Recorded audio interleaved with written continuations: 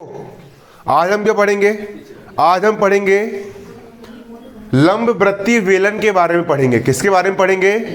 लंबवृत्तीय बेलन के बारे में पढ़ेंगे। यहां पर हमारा एक यहां पर ये लंबवृत्तीय बेलन है। इस लंबवृत्तीय बेलन से संबंधित सवाल आएंगे, इसका क्षेत्रफल ज्ञात करने के लिए आएगा और बहुत कुछ यहां पर निकालने के लिए आएगा। सबसे पहले हम यहां पर ये समझेंगे कि लंबवृत्तीय बेलन किसे कहते हैं। ये शीट दिख रही है, अब देखेंगे लंबवृत्तीय बेलन किसे कहते हैं। ये एक क्या है? ये एक आयताकार शीट है। एक आयताकार क्या है? शीट है। बेलन ऐसे बनता है। अगर हम शीट के दोनों किनारों को पकड़ करके इस प्रकार यदि हम मोड़ देंगे तो ये हमारा बेलन बन जाएगा। बेलन को अंग्रेजी में सिलेंडर कहा जाता है। आप लोगों ने देखा होगा गैस का सिलेंडर भी कुछ इसी तरह होता है।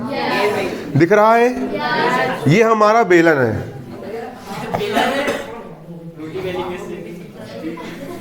ये वाली जो कोर है वो कोर, इस कोर को बोलते हैं।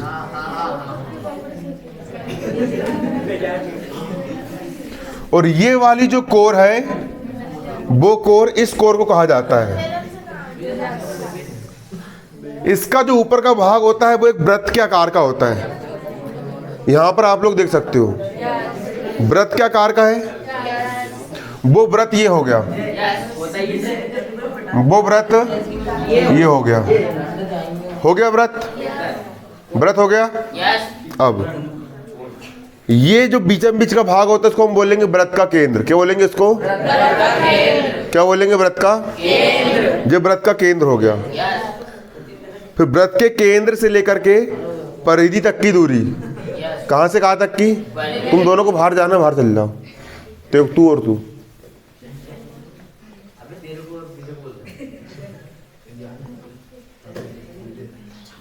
इधर धपा जड़ दूंगा मैं यहाँ करके, पहले बोल दे रहा हूं। वृत्त के केंद्र से लेकर के ये परिधि तक की दूरी, ये जो दूरी है वृत्त के केंद्र से लेकर के परिधि तक की दूरी, इसको हम क्या बोलेंगे? बेलन की त्रिज्या बोलेंगे। क्या बोलेंगे? बेलन की त्रिज्या। यहां से केंद्र से लेकर के परिधि तक की दूरी को हम क्या बोलेंगे? बेलन की त्रिज्या। एक वृत्त यहां पर ये हो गया, दिखा,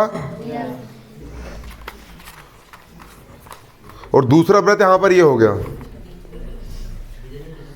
ठीक, एक वृत्त ये नीचे वाला है और दूसरा वृत्त ये ऊपर वाला है। और यहां से लेकर के यहां तक की जो लंबाई है इसको हम बोलेंगे बेलन की ऊंचाई या फिर बेलन की हाइट। ये क्या है हमारी? यहां से लेकर के यहां तक की जो दूरी है इसको हम बेलन की ऊंचाई बोलेंगे या बेलन की हाइट बोलेंगे। क्लियर? ये होगी बेलन की हाइट। अब देखो, अगर वो ये बोलेगा कि बेलन का, अगर सवाल ने ये बोला कि भैया बेलन का वक्र पृष्ठीय क्षेत्रफल निकालो, कौन सा निकालो? वक्र पृष्ठीय क्षेत्रफल। बेलन का वक्र पृष्ठीय क्षेत्रफल। वक्र पृष्ठ का मतलब क्या होता है? बारीकी समझ लो।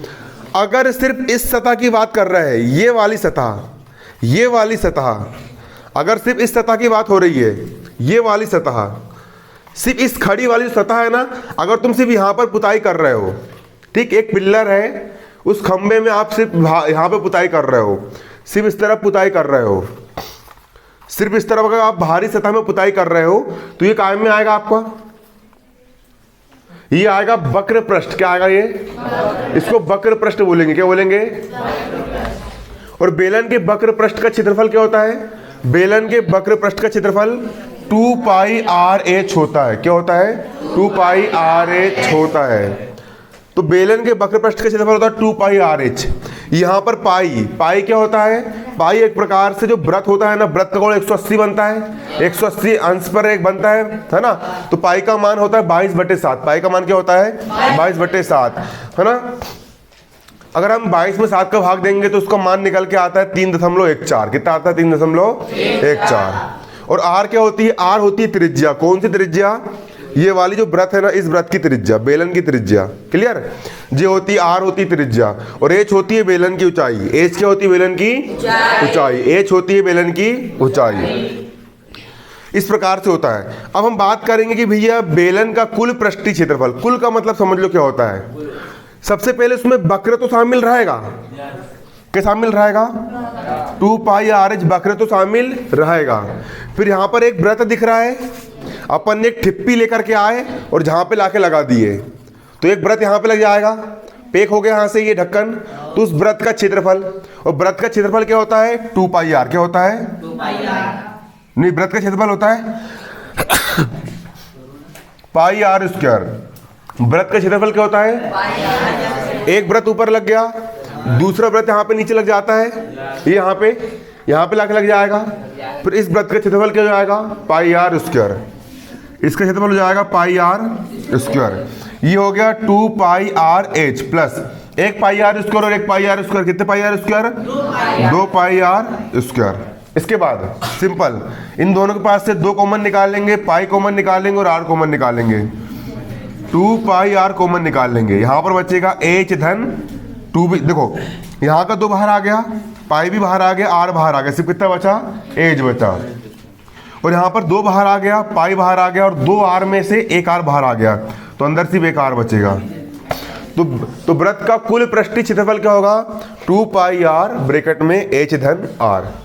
क्या होगा वृत्त का कुल पृष्ठीय क्षेत्रफल, 2 पाई आर ब्रैकेट में एच धन आर बन जाएगा। ये होगा यहाँ पे, है ना।